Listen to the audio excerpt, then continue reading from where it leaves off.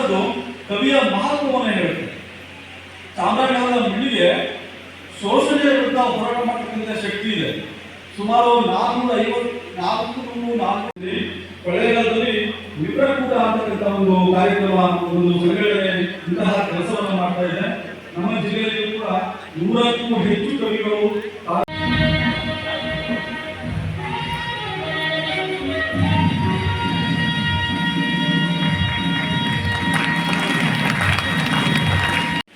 ಇದನ್ನು 200ಕ್ಕೂ ಹೆಚ್ಚು ಜಾಗದಲ್ಲಿ ಮಹದೇಶ್ವರರು ಮಂಡಿ ಊರಿನ ಸ್ಥಳಗಳನ್ನು ನಾವು ಕಾಣಬಹುದು.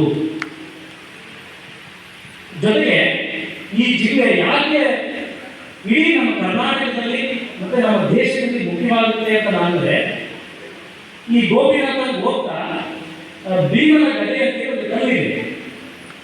ನಮಗೆ ಈಗ ರೀಸೆಂಟ್ ಆಗಿ ಒಂದು ಪ್ರವಾಸ ಮಾಡ್ತಾ ಇತ್ತು.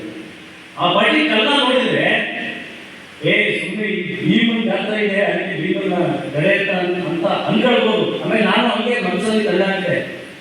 ಅದನ್ನ ಕುರಿತು ರಾತ್ರಿ ಮತ್ತೆ ಮತ್ತೆ ಮತ್ತೆ ಮತ್ತೆ ನನಗೆ ನೆನಪಿ ಬರ್ತಿತ್ತು. ಮೈ ಮಳೆ